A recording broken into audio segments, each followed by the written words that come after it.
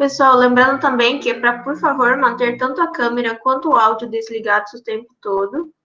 E enquanto a gente vai esperando aqui o pessoal entrar, eu vou pedir então para o professor começar uma leve introdução sobre ele, e porque o professor Eduardo, ele não é brasileiro. Então, eu gostaria que ele contasse um pouquinho da história dele, né, enquanto a gente vai esperando. Professor, tudo certo aí? Tudo certo, vamos começar então. Então, vamos. Bom, boa noite já para todo mundo. Meu nome é Eduardo Torres, eu sou professor aqui na Universidade Federal de Sergipe, aqui em Aracaju. Eu resido em Aracaju, mas eu ministro aula no campus de Lagarto, que é o interior. A colega já falou, eu não sou daqui, eu sou peruano. Eu me formei em 95, na Universidade Peruana Cayetano Heredia, uma das universidades mais representativas em ciências da saúde que existe no Peru. Então, assim, já tenho uns 25 anos já de formado, e esses 25 anos dedicados à prótese dentária e disfunção temporomandibular.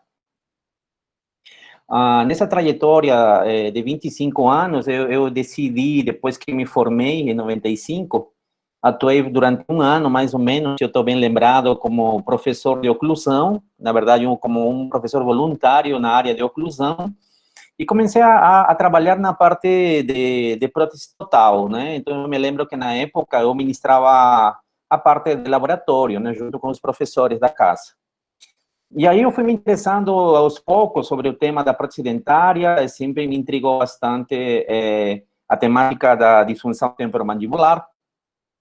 E fui entrando no tema, fui estudando, e aí eu tive a oportunidade de poder estudar, fazer um mestrado na Universidade de São Paulo, campus da capital. E em 98 eu viajei, né, vim de Peru para fazer um mestrado. Aí eu fiquei uns 4 anos fazendo um mestrado na USP Capital, na área específica de próteses fixa, né? E daí, uma vez que já terminei o mestrado, acabei entrando também no doutorado, mesma área específica de próteses fixa, sobre orientação sempre da professora Tomi, na CUC de Campos. E, bom, dediquei meu tempo todo já à prótese dentária. E durante esse tempo todo que eu estive na USP, eu acompanhei também o trabalho do professor que trabalhava na parte de oclusão, o Matsuyoshi Mori. Então, também tive essa oportunidade, né, de participar e comecei a observar que muitos dos conceitos que eu tinha aprendido na graduação, na década anterior, né, que eu comecei a estudar isso na graduação em 93, muitos dos conceitos começaram a mudar, né? E aí, então, eu me interessei um pouco mais pelo tema e fui pesquisando, fui me interessando cada vez mais. Uma vez que terminei o doutorado em 2005, eu prestei concurso para professor na Federal de Sergipe em 2006.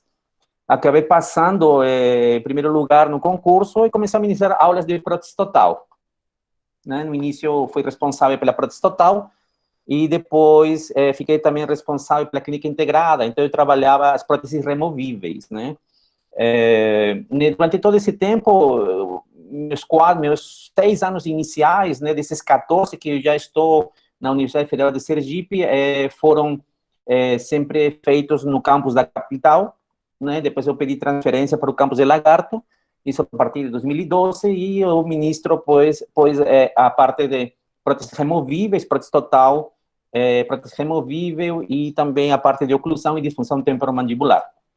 Então, essa é mais ou menos a minha história aqui no Brasil.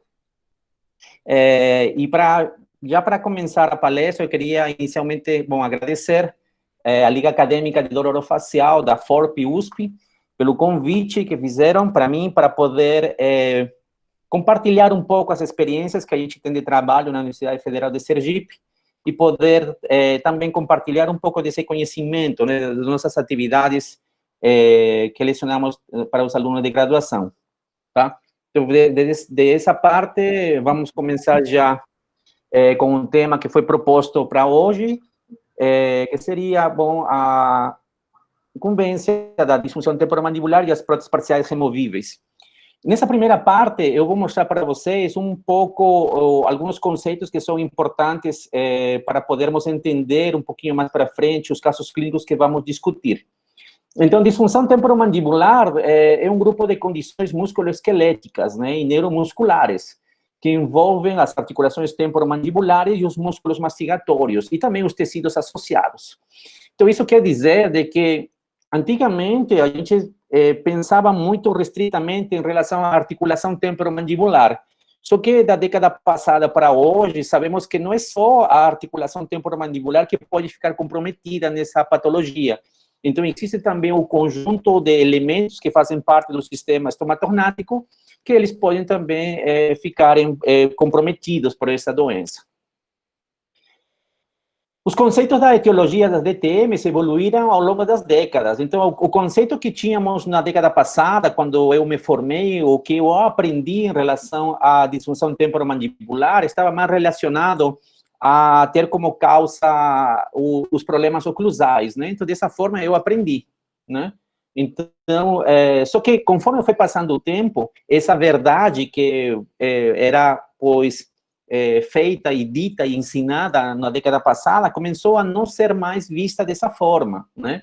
Hoje em dia, sabemos que existe uma interação complexa de fatores que variam de indivíduo para indivíduo, né? E ainda se relaciona isso com o meio ambiente.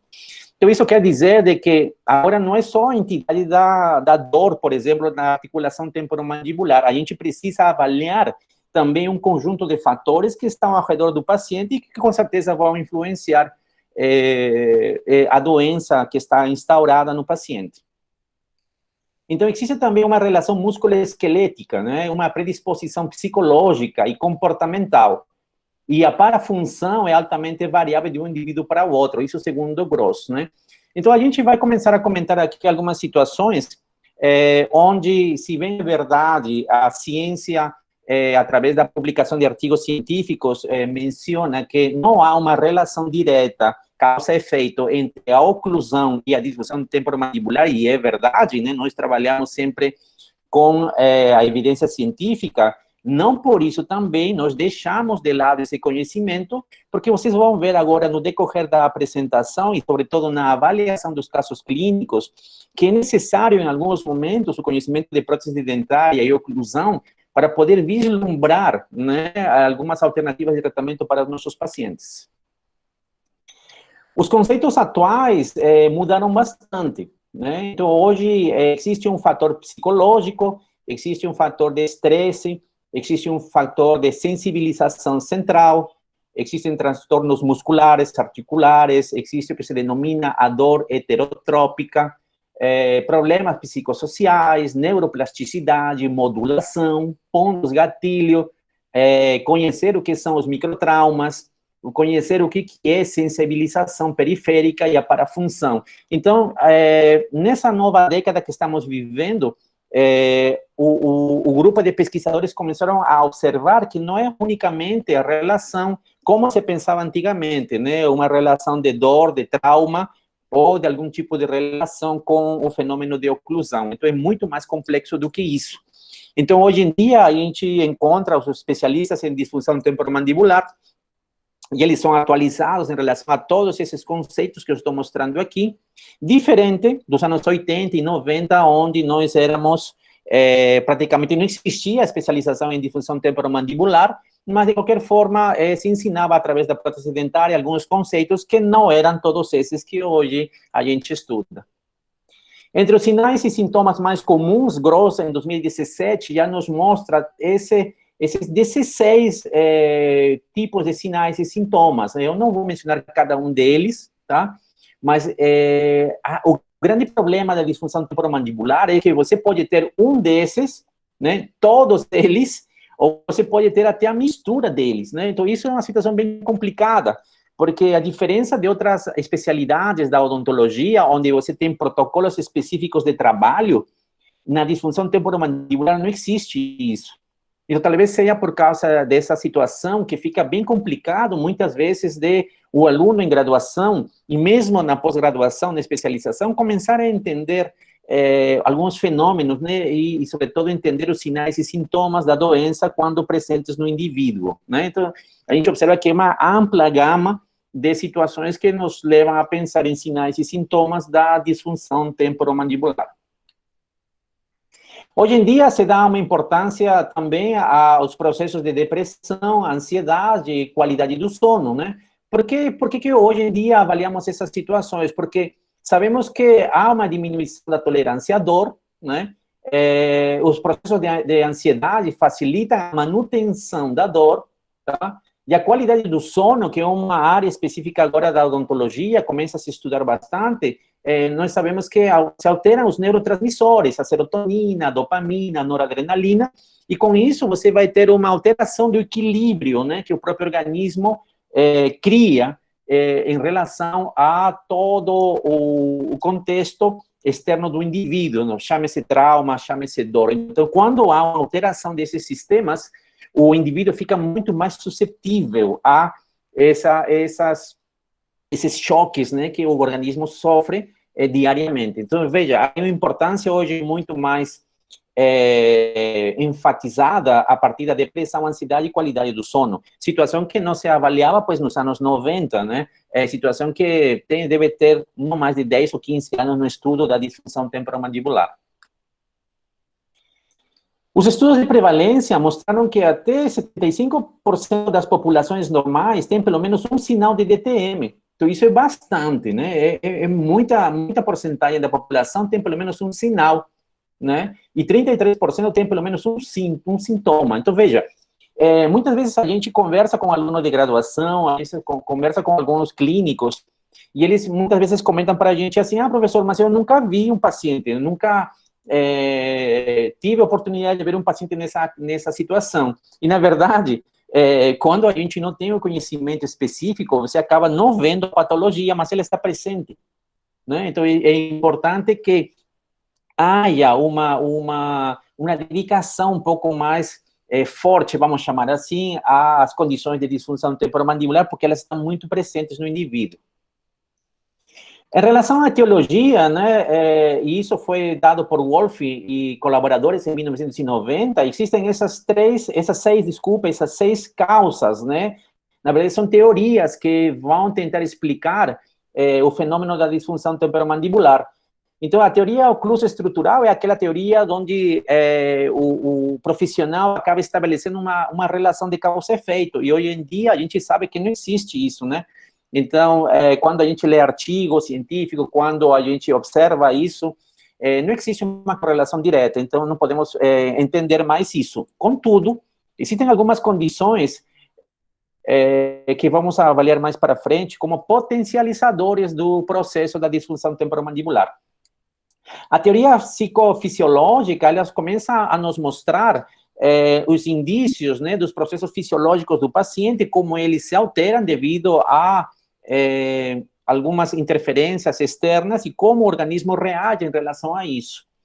A teoria biopsicossocial, ela começa a analisar que existe um problema estrutural dentro do paciente e existe também um problema que se cria em relação ao indivíduo e seu meio ambiente, não? E a partir daqui, da teoria biopsicossocial, acaba aparecendo, por exemplo, o questionário RDC, onde você tem um componente 1 e um componente 2, né, onde a partir disso não se avalia unicamente os sinais e sintomas da doença, e também o comportamento do paciente frente ao meio onde ele se desenvolve. A teoria multifatorial vai analisando o conjunto, né, um pouco da teoria psicofisiológica, da biopsicossocial, e a alguns momentos ela começa a entrar também na teoria ocluso-estrutural. Então, na verdade, o que hoje em dia se sabe é que existe, pois, uma multifatoriedade de elementos que nos vão levar a uma condição para que o paciente possa ou não desenvolver uma disfunção temporomandibular. E também existe a teoria dos fatores predisponentes, né, iniciantes e de perpetuação. Então, hoje em dia se entende mais que o paciente ele pode ter alguns sinais, algumas doenças, vamos chamar assim, algumas alterações, acredito que a palavra melhor seja alteração, que possa te predispor, né, que pode te levar para uma condição de disfunção temporomandibular. E a teoria idiopática é uma teoria onde realmente não existe uma explicação única, né? ou não existe uma explicação para a disfunção temporomandibular. Um item importante a ser avaliado também se refere ao potencial adaptativo do paciente, né? Então, o que é importante observar aqui? Por Thorpe, em 2012, alguns indivíduos têm a capacidade de se adaptar, isso é perfeito. Então, por que é importante entender isso, sobretudo quando vamos trabalhar com pacientes com a característica de dor de DTM muscular, associado a próteses dentárias, no caso, próteses parciais removíveis, né? Existem alterações funcionais do sistema estomatognático, chame-se plano de oclusão, chame-se presença de interferência, chame-se trauma, injúrias de qualquer espécie sobre o sistema estomatognático, mas não todas as pessoas, não todos os indivíduos que estão sujeitos a esses ataques, a essas alterações do sistema, eles desenvolvem doença, né? Então, existe, sim, uma capacidade de adaptação que depende de indivíduo para indivíduo, ela se manifesta de diferentes formas, não? Então, isso é importante. Por que é importante entender isso nesse momento? Porque, primeiro, existem terapias específicas ou protocolos fechados para o atendimento do paciente, e muitas vezes o que funciona para o paciente A não funciona para o paciente B, mesmo que eles tenham as características de sinais e sintomas parecidos de DTM. Tá? Então, isso tem que ficar bem claro, porque às vezes, no dia a dia do clínico, você estabelece uma terapia para um paciente, você encontra um ou outro paciente com uma característica parecida, você quer estabelecer o tratamento e não funciona. Não? Então, existem pacientes que definitivamente têm comportamentos diferentes, e isso se cria a partir da possibilidade do poder de acomodação, né, de adaptação que o próprio organismo tem. Então, esse conceito ele pode ser aplicado para músculos, articulações e também para variáveis comportamentais, psicológicas e sociais. Então, por exemplo, desde o ponto de vista da musculatura e articulação, podem existir microtraumas, por exemplo, alterações do sistema estomatognático em relação ao plano de oclusão, que sejam, pois, aceitos pelo sistema de um paciente. Então, o sistema consegue se adaptar a essas pequenas alterações e elas não vão afetar o paciente num momento dado, né? No entanto, em outro paciente com a mesma condição, talvez com pequenas alterações do sistema estomatognático, ele já vem ou tem uma predisposição ao desenvolvimento da doença. Tá? Então, isso precisa ser bem claro e bem entendido, e muitas vezes cria uma importância devida. Por quê? Porque você comunica isso para o paciente. Tá? Então, é importante comunicar isso para o paciente, porque o paciente, às vezes, ele vem e fala para você assim: ah, doutor, eu quero, por exemplo, eu quero usar uma placa, porque minha vizinha tinha problema, usou a placa e está melhor, né? Ah, eu quero fazer uma prótese, e, enfim, o paciente, ele é muito informado hoje, não? E ele vai querer a saúde que o vizinho, que o colega, que o amigo obteve com um certo tratamento, e ele quer isso para ele, né? O paciente que leigo, ele entende que se funcionou para um, deve funcionar também para ele, né? Então, infelizmente, a situação é completamente adversa a essa situação, e é importante comunicar isso para o paciente. A adaptação dos tecidos nas estruturas articulares e vão determinar se a carga crônica provoca remodelamento. Então, isso é importante. A capacidade de adaptação do tecido, você pode ter, por exemplo, microtrauma em cima de um disco articular, né? E isso vai promover algum tipo de alteração na morfologia, na fisiomorfologia do disco e do funcionamento. E durante o tempo de início dessa injúria, desse microtrauma, o sistema pode responder de forma positiva, porque ele vai se adaptar. Só que eu sempre digo para os meus pacientes e meus alunos, vai chegar um momento, pode chegar um momento em que o sistema, ele se adaptou a essa nova situação, mas ele se cansa. É a forma mais fácil de entender. O sistema não consegue mais se adaptar a essa situação, e aí, nesse momento, que começam os problemas. Entre os fatores de risco que a gente tem para a disfunção temporomandibular, vamos nos centrar um pouco mais na parte que está em vermelho, que são fatores de risco oclusais. Então, temos a mordida aberta anterior, a mordida cruzada unilateral, a sobressalência maior de 6 ou 7 milímetros, e é importante lembrar isso daqui, porque vai ser o que vamos usar para entender o caso clínico, que vem mais para frente. Tá? Então, um sobrepasse de mordida horizontal de 6 para 7 milímetros nos leva a possibilidade, não estou dizendo que vai causar, né, porque são fatores de risco, nos leva a uma possibilidade, né, de um agravamento de uma situação. A perda de mais de 5 ou 6 dentes posteriores também pode nos levar a essa condição. Deslizamentos do ponto de relação central, né, para máxima intercupidação maior de 2 milímetros pode ser considerado também um fator de risco, não quer dizer que se o paciente tiver, vai desenvolver. O desgaste dental pode ser um indicador de alguma patologia que se está se estabelecendo, perda de suporte posterior, e a instabilidade posterior em máxima intercuspidação. Que fique bem claro que quando a gente está colocando aqui, são fatores de risco, isso não quer dizer que a oclusão é causa efeito para a disfunção temporomandibular, por favor. A gente está mostrando unicamente algumas características que podem te levar à perpetuação ou desenvolvimento, né? Não necessariamente a presença desses sinais ou sintomas vai fazer com que o paciente tenha a disfunção temporomandibular. Em relação ao tipo das disfunções temporomandibulares, nós temos as características de serem articulares e as condições musculares, né? Então, é importante separar essas condições, embora muitas vezes elas se manifestam de forma simultânea, para que didaticamente consigamos identificar, né, através do diagnóstico específico, qual o tipo de doença que está sendo instaurada no nosso paciente. Então, nós devemos saber se existe um componente muscular ou se existe um componente articular, ou ambos estão presentes no nosso paciente, e identificar, através de um diagnóstico específico, as características do nosso paciente, para que podamos, a partir do diagnóstico, estabelecer um plano de tratamento e um prognóstico para nosso paciente.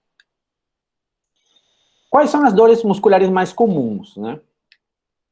Então, o professor Thanos, no seu livro, agora de 2015, ele mostra esses 5 itens aqui que são importantes. Então, ele faz essa classificação, e eu acho muito didática e muito enriquecedora em relação a poder classificar, para poder entender como se dá o fenômeno, o processo da alteração muscular. Então, temos do número 1 para o número 5, é o agravamento da situação do músculo, tá? Entendamos dessa forma. Então, algum macrotrauma, né, nos vai relatar a contração protetora, né, que na verdade não é mais que um processo agudo, né, o início de um trauma, onde temos a característica que quando o paciente está em repouso, ele não tem dor. Então, aqui na contração protetora, quer dizer que existe uma contração de musculatura, que seria a primeira resposta. Vamos ter uma resposta simples e rápida em relação a uma injúria, alguma coisa que está acontecendo no sistema estomatognático. E é o que comumente ocorre. Quando essa contração protetora avança em função do tempo, nós partimos para uma dor muscular local, né? Então, qual é a característica da dor muscular local? Um evento precipitado e ele está relacionado em tempo. Então, na verdade, pode ser que seja uma contração protetora que perdura ao longo do tempo, tá? E, em alguns casos, ele te leva para a limitação de movimento, tá? Então, na verdade, a limitação de movimento é porque você está criando injúria no sistema muscular, e, de alguma forma, isso tem que parar, porque você está complicando muito mais o sistema. Entenda-se dessa forma. Quando passa da dor muscular e continua avançando em função do tempo, entra para a miocite, que seria, na miocite temos a característica já de presença de mediadores da inflamação, e a dor é constante no paciente.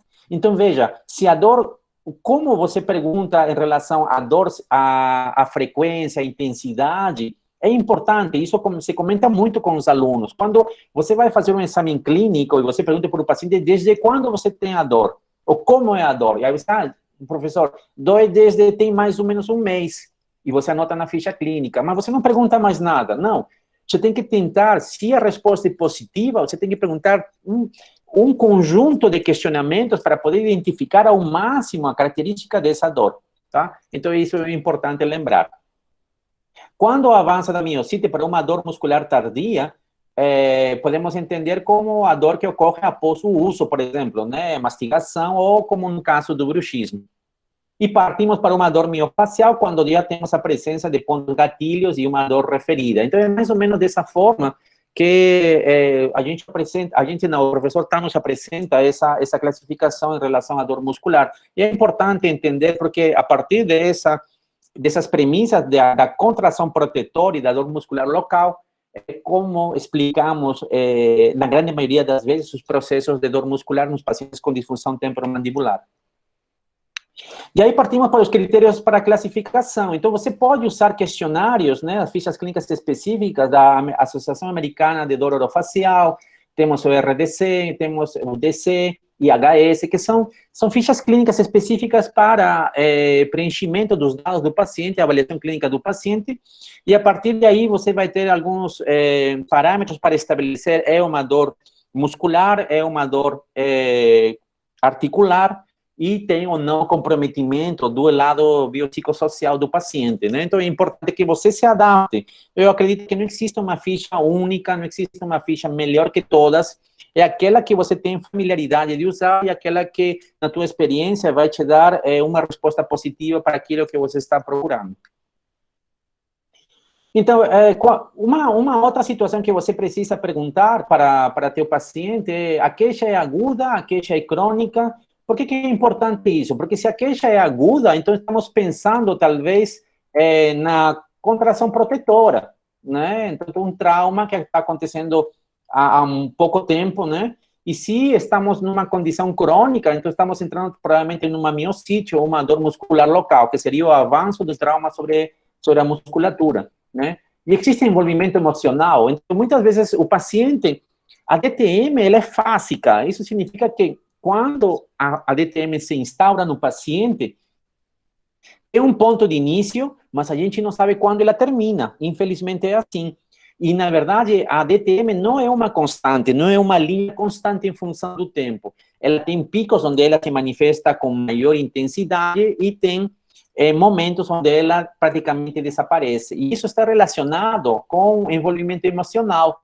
Então, por exemplo, muitas vezes você está questionando o paciente, você pergunta para o paciente: você teve algum problema recente, você teve um aborrecimento, você brigou com alguém, está preocupado? Então, o questionamento em relação às condições emocionais do paciente também é importante, porque se vocês vão observar com cuidado, vocês vão ver que o paciente, cada vez que ele é acometido pela dor, por exemplo, é sempre após de algum episódio emocional onde o paciente está praticamente emocionalmente descompensado.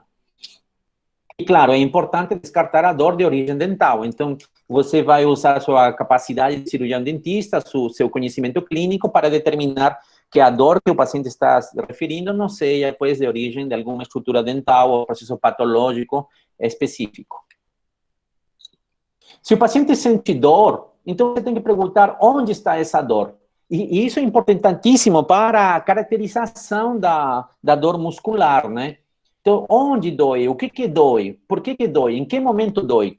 A dor, ela tem que ser avaliada tanto se uma dor, quando o paciente está em repouso, se a dor aumenta quando o paciente se alimenta, se ele vai dormir com dor, se ele acorda durante a noite com dor, se ele acorda de manhã com dor, se essa dor é pulsátil, se essa dor é referida, se essa dor se localiza na bochecha, na têmpora. Então, quanto mais informação você tiver, mais dados você vai ter para poder interpretar o que está acontecendo com o teu paciente. Desde esse ponto de vista, então, é necessário que o aluno, o especialista, o clínico geral, conheça a anatomia da face e do pescoço. Então, é importante que a gente procure a informação nos cursos iniciais, né, de anatomia.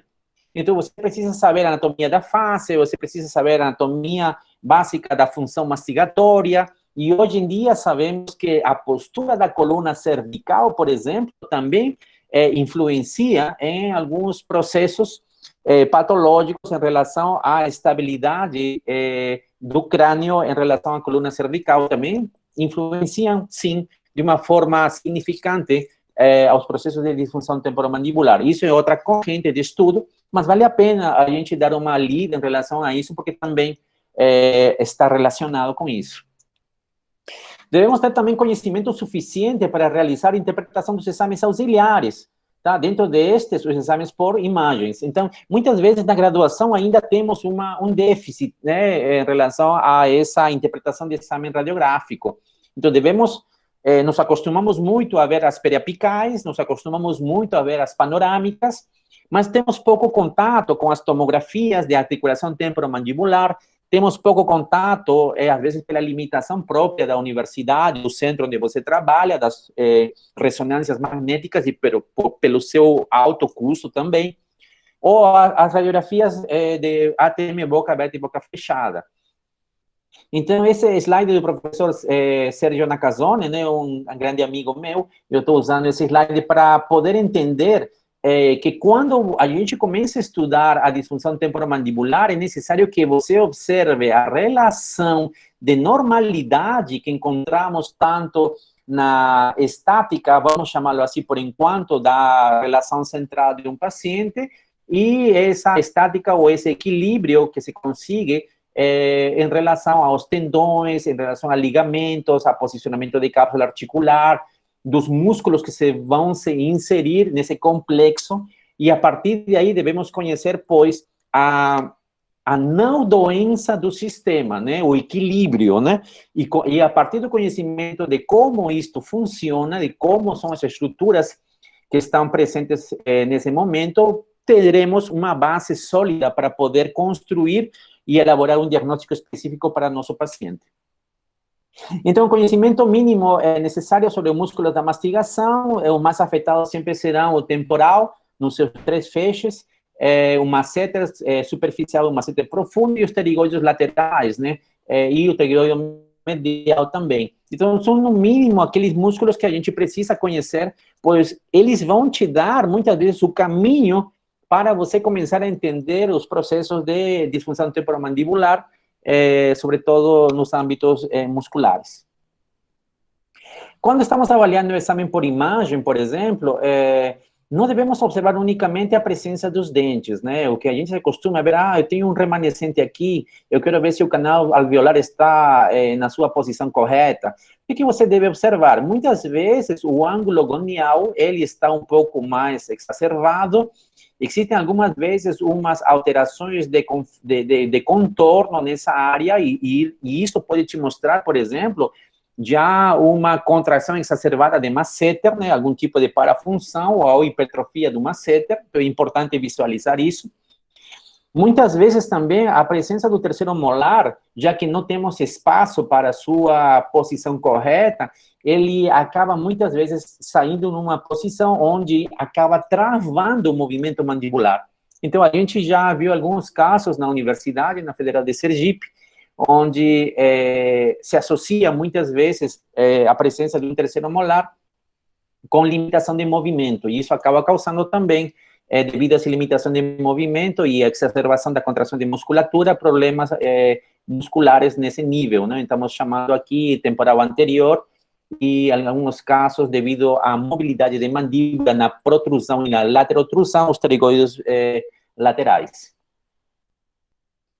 Uma outra situação importante a avaliar é o formato do côndilo, né? Você tem que se acostumar a ver. Algumas vezes a radiografia panorâmica nos permite observar o contorno, né, a forma da cortical que essa articulação temporomandibular está mostrando. Então, não é normal você encontrar uma articulação aplanada, né? Você vai ver um aplanamento aqui da cortical superior. Então, isso já te chama a atenção. É por que isso está acontecendo. Se vemos aqui, por exemplo, nesse caso, no lado direito do paciente, tem um contorno regular, ok? E desse lado, você já vê uma condição completamente diferente. Você vê um aplanamento de cabeça de mandíbula, tá? Então, assim, por que acontece de um lado e não acontece o outro?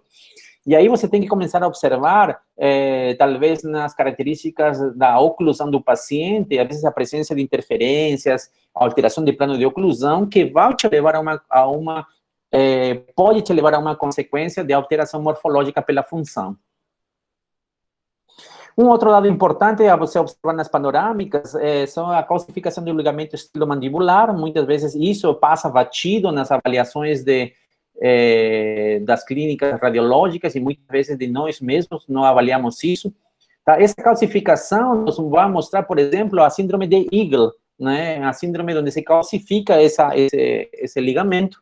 E ele traz como consequência, dentro de as inúmeras consequências que ela tem, limitação de movimento da cabeça, no sentido esquerda para a direita, flexão também para o lado direito ou esquerdo, e muitas vezes traz como consequência dor na face.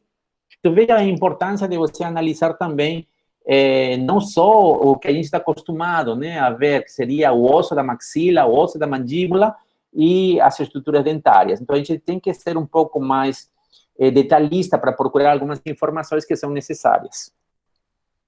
Quando a gente pergunta para o aluno de graduação e ele tem que avaliar uma radiografia da ATM, alguma vez ele se perde. Por quê? Porque ele ainda não lembra, ele não está lembrado de como é a anatomia normal de uma boca fechada e uma boca aberta, que são as duas situações que se solicitam para avaliar a articulação temporomandibular. Então, na boca fechada, o que você vai observar? Você tem que observar que o espaço supracondilar seja próximo ou parecido ou semelhante ao espaço que você tem na área anterior e parecido ao espaço que você tem no segmento posterior. E quando você está com a boca aberta, o côndilo, ele deve deslocar da sua posição mais posterior para um ponto onde você tenha consciência de que existe o ponto médio da eminência articular. Então, isso te relata rapidamente a avaliação nas radiografias. E aqui temos, por exemplo, a radiografia da ATM. Aqui vemos que, por exemplo, existe uma ligeira anteriorização, o espaço posterior é maior, tá? E aqui temos um espaço menor. Então, aqui, o que nós entendemos dessa condição? Que provavelmente essa articulação esteja anteriorizada, o lado direito está anteriorizado, tá? E quando nós observamos aqui o deslocamento para a abertura da boca, o côndilo ele não consegue chegar no ponto médio, que é mais ou menos aqui, ele fica para trás. Então, existe um hipomovimento condilar, certo? Então, veja, ela está anteriorizada e, de alguma forma, ela não consegue avançar. Então, isso de aqui, você precisa analisar juntamente com seus dados clínicos para observar por que isso está acontecendo. Da mesma forma, no lado esquerdo, você tem uma anteriorização, né, e extrusão do côndilo para inferior, tá? E quando o paciente abre a boca, por exemplo, praticamente não existe uma translação, ele praticamente fica na posição. Então, para esse paciente, durante a abertura de boca, aí não há praticamente um movimento de translação do côndilo do lado esquerdo. Então, tudo isso nos ajuda a entender mais as características dos problemas da disfunção. Tá? Mais uma vez, uma radiografia aqui. Observamos que não existe um espaço praticamente supracondilar, né? Então, podemos pensar, talvez, num posicionamento já diferente do côndilo, uma intrusão de côndilo. Provavelmente aqui exista uma hipermobilidade, porque o côndilo está avançando além da eminência articular, característica também que se repete aqui do lado esquerdo. Tá? Então, são condições que não necessariamente vão definir um diagnóstico, mas eles vão te ajudar a entender aqueles fenômenos que o paciente está te referindo como sinais e sintomas.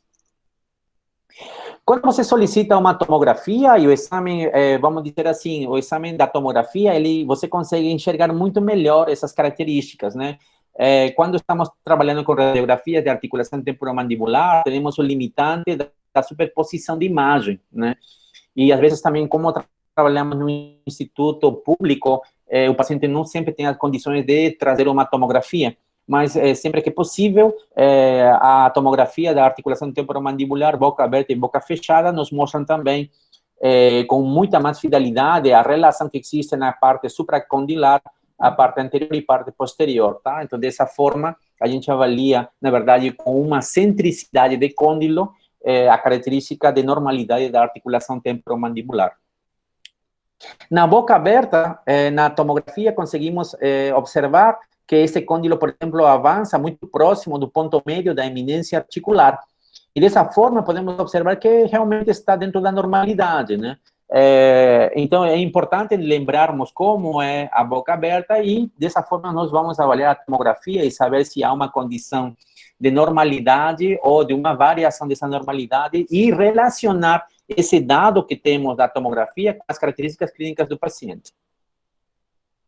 As ressonâncias nos trazem uma informação um pouco mais, vamos dizer assim, fidedigna, um pouco mais real, e algumas vezes é dinâmica, então consegue identificar alguns problemas como deslocamento anterior de disco, podemos avaliar através dessa ressonância com um pouco mais de fidelidade e interpretar, talvez, o grau de patologia articular que nosso paciente apresenta.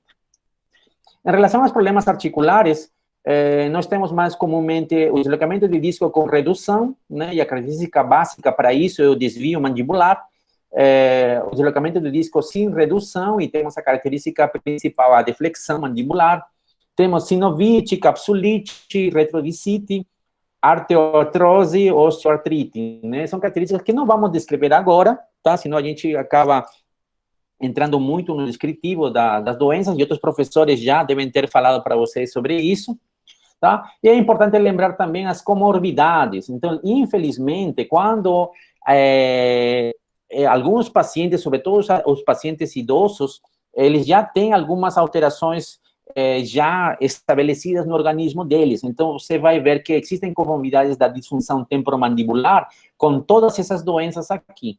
Então, você pode ter doenças neurológicas, gastrointestinais, respiratórias, fibromialgia, cefaleia primária, e todas essas que estão mencionadas aqui podem estar simultaneamente no momento em que você está com disfunção temporomandibular.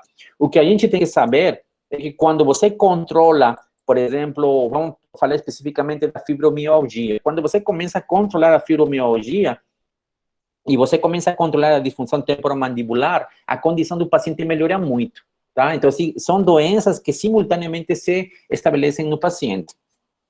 E aqui vamos entrar primeiro a analisar com essa base básica, né, de informação que passei para vocês agora, que com certeza vocês já devem ter ouvido em algum momento. Vamos analisar nosso primeiro caso.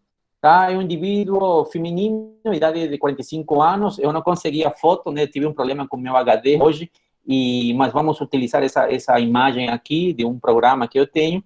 E o motivo de consulta da paciente é cansaço na bochecha e dor na articulação que aumenta quando como. Então, aqui, veja que quando o paciente se alimenta, existe um cansaço muscular, né? E a dor na articulação aumenta durante a função, tá? Então, isso que é importante observar. Isso você anota na sua ficha clínica, e é importante você começar a datar tudo isso. No exame extraoral, o que nós encontramos? Dor na palpação na área do temporal, área bilateral, então temos um comprometimento do temporal anterior em ambos lados, e aqui essa linha está mostrando mais ou menos o lado do compromisso do paciente. No exame intraoral, tem uma dor à palpação na região da inserção do temporal anterior e na área do pterigoide lateral, né? Isso, a palpação interna. Tempo da dor, aproximadamente uns 4 anos. Isso quer dizer que antes a paciente não sentia nada, né? Então, essa dor ficou estabelecida de 4 anos para trás. Só que antes a paciente não tinha nada. Então, isso daqui caracteriza muito a não relação da oclusão, e a gente vai ver a característica intra do paciente, com fenômenos de disfunção temporomandibular, porque antes dos 4 anos, mesmo tendo a condição que vocês vão ver, a paciente não tinha nada. Então, ele tem uma capacidade de adaptação que, por algum motivo, parou de se adaptar. Na utilização de um índice de Fonseca, que é um índice anamnésico, determinamos uma DTM severa, né, com a dor relacionada para 8, que é uma dor muito alta, que o limite é 10, né? E usando o RDC, determinamos que foi uma DTM da ordem muscular, né? Quando avaliamos a cavidade bucal do paciente, encontramos essa característica aqui, né? Uma classe 2, um amplo diastema em área antero-superior e antero-inferior, né? E o plano de oclusão extruído de um lado, o outro lado se manteve mais ou menos semelhante, e perda prematura das estruturas do arco inferior, tanto esquamento posterior bilateral. Então, essa é a característica do paciente. Quando esse paciente acude à consulta na universidade, na clínica da graduação, se fosse um paciente, por exemplo, de consultório, há muitos questionamentos em relação às terapias que podem ser estabelecidas, né? Eu posso indicar tratamento ortodôntico para melhoramento do alinhamento dos dentes, eu posso colocar implantes, eu posso colocar coroas megalocerâmicas, enfim. Então, existe um conjunto de tratamentos que, infelizmente, o nosso paciente da Universidade Federal não tem condição de realizar, né? Então, a gente precisa trabalhar muito com aquilo que é a capacidade realmente do paciente e com a capacitação que tanto o aluno como o professor temos dentro da universidade. Então, numa avaliação da área lateral, veja, então eu tenho unicamente esse contato, não é um contato adequado, não é um contato de ponta de cúspide com ponta de cúspide, um relacionamento de canino, onde você está vendo aqui já um desgaste de canino, ok? Não há praticamente um contato em área anterior, isso significa um sobrepasse horizontal que eu me lembro mais ou menos de 5 para 6 milímetros, ok? E isso, lembrando um slide anterior, é um fator potencializador de disfunção temporomandibular. Então, em segmento posterior, o que caracteriza sempre a perda prematura do primeiro e segundo molar é uma mesioangulação do último molar, não? E isso nos causa alterações no plano de oclusão. Quando observamos o outro lado, não tem praticamente, não aparece uma extrusão significante, ok? Então, nem sempre a extrusão dentária se apresenta por falta de antagonista, isso daí a ciência da medicina, da odontologia, não é uma ciência exata, ok? Mas aqui observamos, vamos dizer assim, para as características do paciente, uma manutenção do plano de oclusão. Uma fotografia oclusal nos mostra a disposição dos dentes, restaurações que precisam de polimento e acabamento. Não vamos discutir isso, que não é o objetivo dessa aula, ok? Mas estamos observando aqui. A parte inferior, o que nos chama a atenção é o lado dentulismo parcial que o paciente apresenta, a mesioangulação das estruturas de molares em segmento posterior. E isso daqui tem uma característica interessante, que a porção distal, a parte da crista distal dos molares, é aquela que fica supraplano de oclusão, por causa da mesioangulação. Então, a gente vai ter toda essa área da metade do molar para distal comprometida. Por quê? Porque é ela que vai interferir no plano de oclusão e, concomitantemente, trazendo como consequência a interferência. Então, o que nós resolvemos fazer? Como temos esse paciente e há dor muscular associada, como foi dito inicialmente, nós decidimos fazer inicialmente um desprogramador. Então, dentro da variedade de desprogramadores que existem no mercado odontológico, existe o desprogramador de Gig de Lúcia, existe o desprogramador de NIF, que é uma variação, existe o Front Plateau, que é o dispositivo que vocês estão vendo aqui. Inicialmente, decidimos fazer esse Front Plateau, por quê? Porque necessitávamos uma cobertura palatal, que já vou mostrar para vocês aqui, que nos desse a capacidade de devolver o guia anterior para o paciente, tá? Por que nós decidimos isso? Porque se começamos a analisar a característica do paciente, ele referia dor articular, só que essa dor na palpação externa não existia. Quando realizamos palpação interna, muita da área dolorida do paciente estava referida próxima à inserção do temporal anterior e próximo da área dos pterigoides laterais. Então, claro, você não vai conseguir palpar esses músculos especificamente, mas a área referida de dor, quando fizemos os testes de carregamento para protrusão e lateralidade do paciente, nos indicava praticamente exacerbação de dor durante a protrusão. Por isso que você deve saber que na protrusão os pterigoides laterais entram em função, assim como nas laterotrusões esquerda e direita entram em função, e esse movimento exacerbava a dor da paciente. Então, isso devido a quê? Porque como esse paciente tinha um sobrepasse horizontal grande, acima de 5 milímetros, então a mandíbula avançava em segmento horizontal, fadigando os pterigoides laterais, né? Até conseguir o toque dental. Só que quando o paciente faz protrusão, o que ele vai encontrar de interferência inicialmente? Os molares em segmento posterior que estão mesioangulados. Então, a área da crista distal dos molares inferiores vão causar interferência. Então, não é um movimento puro que siga unicamente um guia anterior, porque o guia anterior não existe. É um movimento que é guiado pela interferência que se causa nas cristas distais dos molares inferiores. Então, por causa disso, há uma exacerbação da contração de musculatura. E aí encaixa perfeitamente o conceito da contração muscular, da contração protetora, que era o primeiro item que nós vimos no slide anterior, né, quando estávamos classificando a dor muscular. Desde esse ponto de vista, cria-se essa superfície, na verdade, um front plateau. E por que tinha que ser feito dessa magnitude? Porque sobre essa superfície, eu vou criar uma plataforma sobre a qual o segmento anterior e inferior vai fazer o guia anterior. Então, o paciente vai fazer aqui a protrusão, vai fazer as lateralidades em cima desse platô. Ah, professor, mas quando nós avaliamos o conceito do desprogramador, devemos observar o ponto mais anterior e mais medial, e você está mostrando 2 pontos aqui. Sim, 2 pontos aqui, porque não existe o dente, existe o diastema.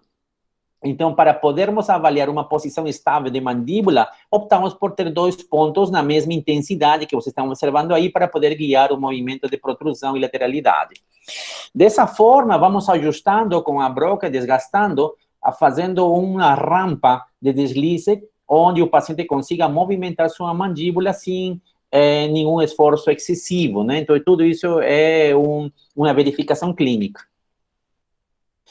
Quando observamos a parte posterior do molar inferior, observamos que há pontos de contato, né? Então, assim, esse dispositivo também nos ajuda a encontrar interferências tanto no processo de relação central quanto no processo de movimentação de mandíbula. Então, estamos encontrando 2 pontos de contato aqui que justamente nos corroboram a avaliação que fizemos inicialmente em relação ao posicionamento anômalo dos molares em relação ao plano de oclusão.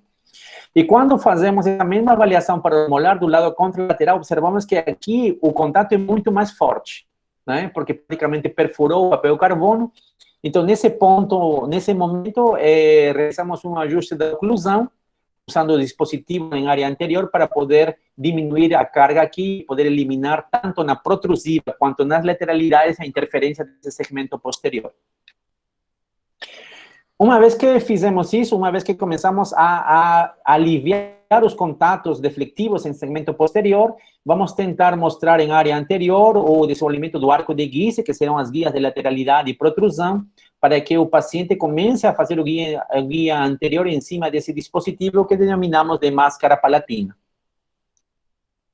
Então, conforme a gente foi fazendo o ajuste da oclusão, a gente não vai entrar em detalhes sobre isso, começaram a aparecer os pontos de contato, né? Vocês estão observando aqui, do outro lado, vão em um momento posterior, começar a aparecer também os pontos de contato, lembrando que a maioria desses dentes não tem contato por causa do edentulismo parcial inferior.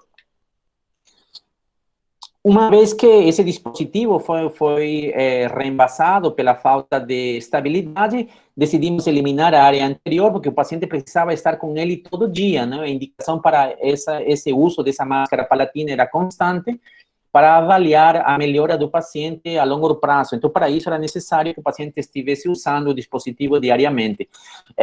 Usamos o diastema anterior para poder reter essa placa sobre a estrutura dentária. O paciente não se importou, o que incomodava muito a paciente era a cobertura anterior, tá? E isso foi eliminado, mas obtivemos essa retenção necessária adicional através do preenchimento do diastema.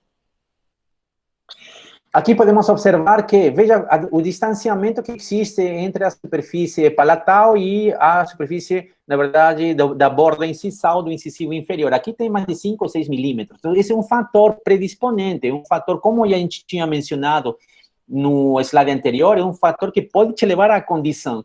Então, estamos estabelecendo aqui os guias anterior, o guia de lateralidade, enfim, e vamos ajustando isso até conseguirmos uma estabilidade da dor do paciente.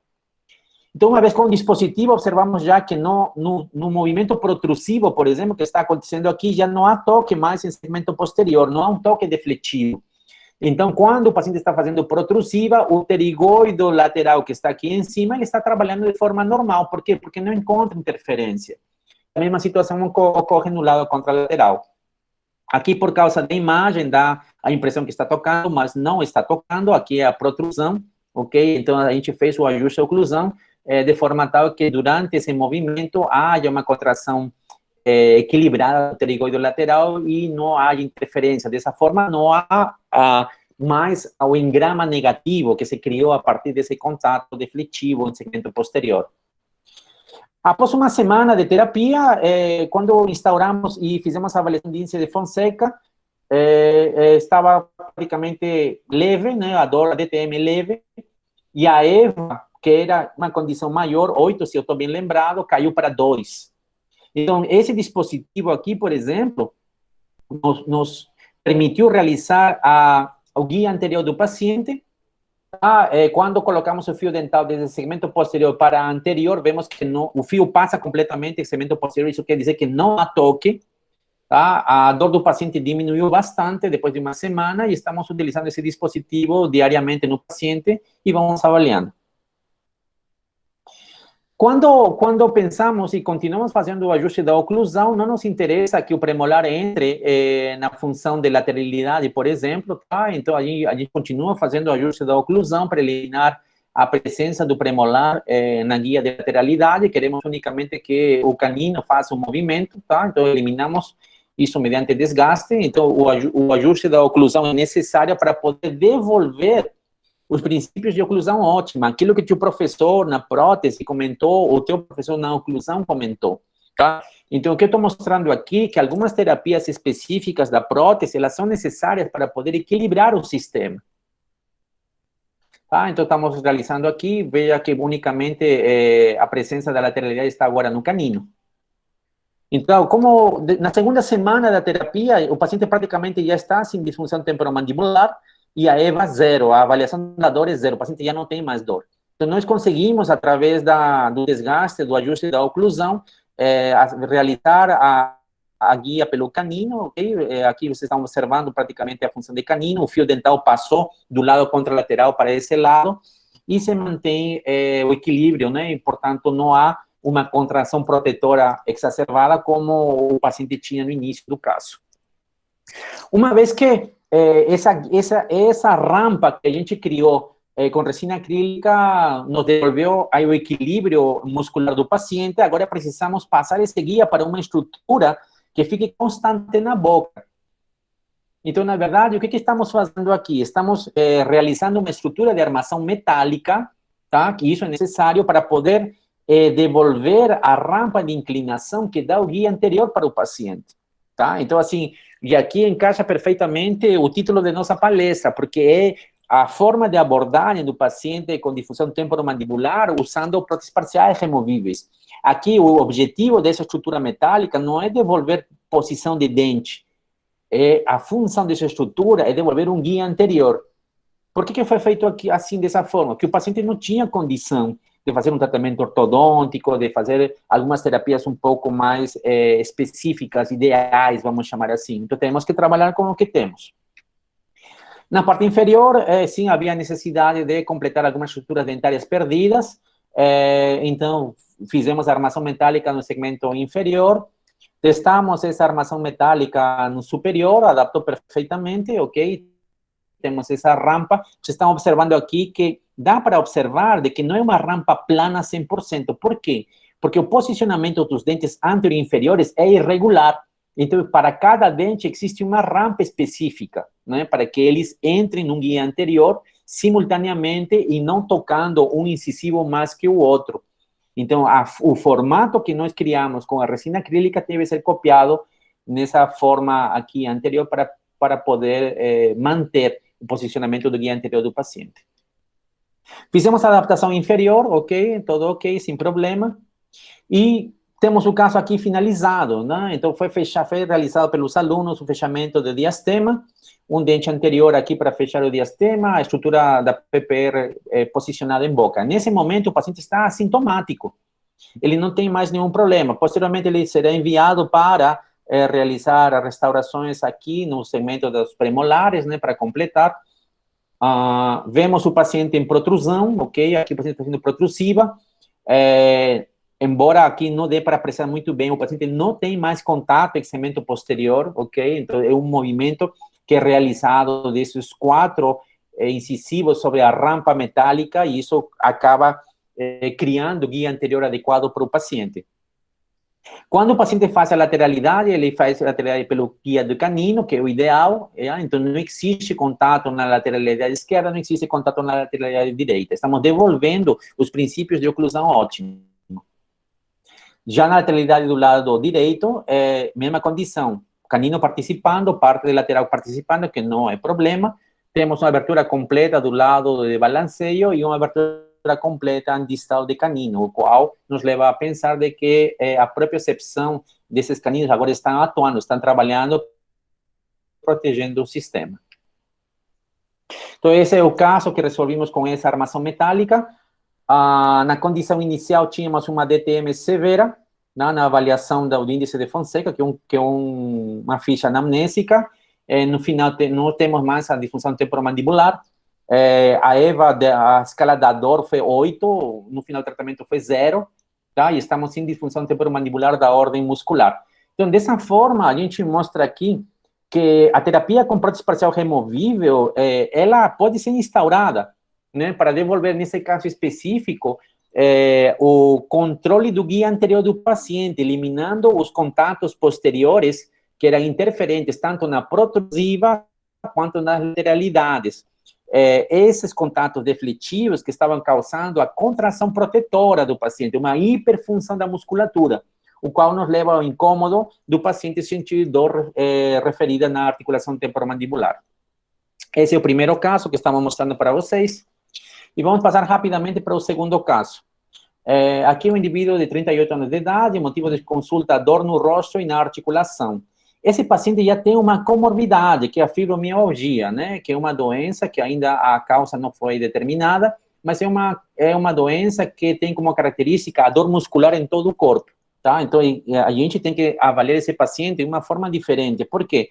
Porque uma vez que o paciente apresenta fibromialgia, você deve perguntar para o paciente se ele está controlado, tá? Então, a avaliação do paciente começa com isso. No exame extraoral, dor à palpação na área infraorbitária, então o paciente tinha dor referida na área infraorbitária, macete temporal anterior e médio, e no exame intraoral, dor à palpação na região da inserção do temporal anterior e na área do pterigóide lateral e base de inserção do macete superficial. Tempo da dor, aproximadamente uns 3 anos.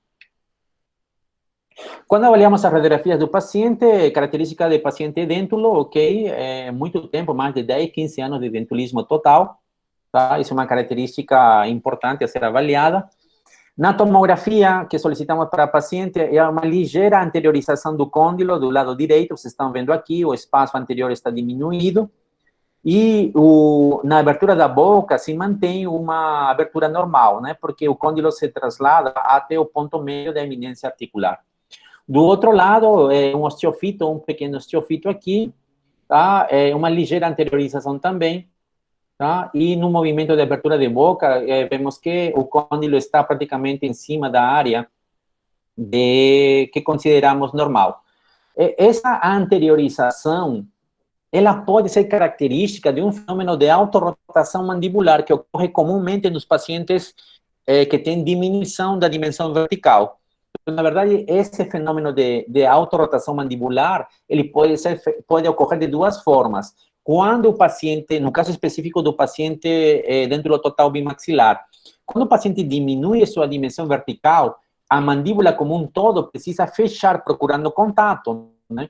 Então, nesse momento, pode existir uma traslação do côndilo. Ele se traslada para a área anterior, só que muitas vezes essa traslação ela pode não ser observável na radiografia, não, ou na tomografia. E em casos um pouco mais extremos, durante o fenômeno de autorrotação, a distalização do côndilo. A distalização do côndilo pressiona a zona bilaminar. Isso pode causar desconforto no paciente, tá? Então, o exame clínico é importante para poder determinar isso. Quando avaliamos a característica das próteses da paciente, isso que nós observamos aqui. O que nós podemos observar? Talvez uma anteriorização do conjunto da prótese total inferior, uma posição mais retrusiva da prótese maxilar, não há contato estabilizante entre arco superior e inferior da prótese total, tá? Então, a gente, na verdade, observa aqui que se comprova praticamente que deve existir uma alteração de masseter, um cansaço muscular do masseter, que é o que o paciente está sentindo, porque ele não consegue mastigar. Ele não consegue mastigar os alimentos e se cansa facilmente, porque faz o esforço e não consegue mastigar. E isso pode também nos levar ao fenômeno de autorrotação, ele pode, de alguma forma, começar a trazer como consequência uma contração protetora a nível dos pterigóides laterais. Essa condição da paciente é a condição inicial, ok? É a condição quando ela está usando as próteses antigas do paciente. Nesse caso específico, determinamos a dimensão vertical do paciente, ok? Vamos determinar a dimensão vertical do paciente. E avaliamos, Vamos passar aqui. E vamos avaliar em que condição essa prótese está. Então, o que estamos nós observando aqui é que a linha amarela corresponde à linha que deveria estar o posicionamento correto da linha bipupilar. Só que veja, a linha vermelha é a inclinação que a prótese dela tem. Então, assim, no segmento da visão frontal, você tem uma inclinação vamos dizer assim, do posicionamento dos dentes que conformam o plano de oclusão. E quando observamos na parte lateral, observamos que o plano de Camper, que deveria estar aqui, né, está corretamente posicionado aqui, mas a inclinação da prótese total da paciente acaba sendo para cima, né? Então, ela não está paralela ao plano de Camper. Isso também nos leva a pensar de que o posicionamento do plano de oclusão do paciente é completamente incorreto. Quando o paciente está em repouso, vejam como isso aqui se manifesta. Você não vê praticamente a disposição dos dentes superiores, né? E deveria estar pelo menos nesse limite aqui, né? E aqui você pode observar que há uma diminuição da dimensão vertical. Então, começa a observar esse padrão no paciente e é importante que você tenha, nesse momento, o conceito de prótese. Por quê? Porque o paciente tem um fenômeno de autorrotação mandibular e isso pode estar trazendo como consequência uma exacerbação da contração dos pterigóides laterais, porque ele está ativo constantemente, né? E se melhorássemos a condição da dimensão vertical do paciente, provavelmente vamos reposicionar essa mandíbula, né? Então, por isso que eu estou dizendo para vocês, a prótese total, nesse caso, ela te ajuda a poder posicionar a mandíbula numa área onde haja uma contração de musculatura adequada. Então, desde esse ponto de vista, começamos a trabalhar. Se observamos a área de posicionamento dos dentes anteriores, vamos ver que ele está retruso e está para cima, né? Então, na verdade, há uma diminuição da dimensão vertical. Sendo assim, vamos começar a trabalhar de forma a testar alguns aumentos e incrementos de resina de cera 7, desculpe, de cera 7 sobre a superfície da prótese, e vamos a começar a melhorar o relacionamento de perfil de lábio, tá? E ao mesmo tempo vamos melhorar também a altura que corresponde ao segmento posterior para melhorar o posicionamento do plano de oclusão. E uma vez que realizamos o ajuste, vemos como há necessidade de incremento de todo esse segmento de resina de cera. Então, veja quanto não foi utilizado na devolução da dimensão correta do paciente, né? Então, uma prótese que é mal confeccionada, ela te leva para perpetuar uma posição anômala de mandíbula. E a posição anômala de mandíbula, ela existe porque há contração de musculatura, uma contração de proteção, não? Ou exacerbação, que seria uma contração local. Então, desde esse ponto de vista, a gente observa como uma prótese mal feita te leva à condição de uma hiperatividade muscular, que vai acontecer por falta de estabilidade, de mordida, e vai acontecer por diminuição da dimensão vertical. Então, o conhecimento de prótese dentária é importante nesse momento para que você consiga enxergar as patologias que estão acontecendo no paciente e você começa a pensar no restabelecimento de alguns parâmetros, como a dimensão vertical, para a recuperação do paciente. Uma vez que você estabelece o plano de cera, você vai mais ou menos delimitar, conforme você já deve ter escutado pelo seu professor de prótese total, e vamos devolvendo o posicionamento do lábio correto. A dimensão aumenta, ok? Vamos observando como o perfil do paciente vai melhorando. Quando realizamos uma nova avaliação agora do plano de cera que a gente confeccionou, observamos que agora sim, o plano de oclusão no segmento anterior fica paralelo à linha bipupilar e o plano posterior está paralelo ao plano de Camper. Então, agora sim estamos devolvendo ao paciente as condições ideais para o posicionamento de mandíbula. Quando colocamos o plano de cera superior com a prótese inferior, o que nós observamos? Que na avaliação da dimensão vertical, com o nosso compasso de Willis, ainda falta espaço para chegar ao toque dessa batente horizontal. Isso quer dizer que a prótese inferior, que ainda não foi mexida, está interferindo. Ok? Então, nada foi feito na prótese inferior. Quando colocamos a prótese inferior do paciente, observamos a característica da interferência do segmento posterior dessa prótese inferior. Então, o que nós vamos fazer? Vamos eliminar as interferências, tá? Porque assim não pode ficar. Aqui temos um aumento de dimensão, né? E não pode ficar assim. O plano de oclusão é mais ou menos esse que eu estou mostrando aqui para vocês, né? Era como estava o plano de oclusão do paciente, né? Veja o aumento que nós conseguimos, tá? Eu sempre falo para meus alunos, a adequação do plano superior é aquilo que comanda a reabilitação. Então, esse plano de oclusão que foi criado aqui sobre essa estrutura de cera é aquilo que comanda. Então, agora temos que começar a arrumar o inferior para promover para o paciente uma adequada dimensão vertical com um adequado posicionamento de mandíbula.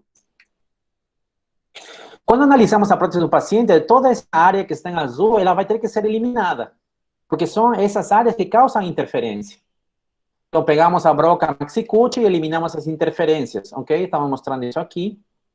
Eliminamos as interferências e medimos novamente a DVO com plano de orientação que está ainda em cera e a prótese inferior da paciente. E agora sim temos um patamar onde a batente superior do compasso de Willis toca na base do nariz. Então, agora sim eu tenho uma devolução da dimensão vertical. Vamos salientar novamente que essa dimensão vertical de oclusão correta do paciente me devolve o posicionamento correto de mandíbula. Tá? Então, assim, essa é a grande sacada nesse procedimento aqui. Porque por causa da instabilidade da prótese mandibular, da falta de contato estabilizante,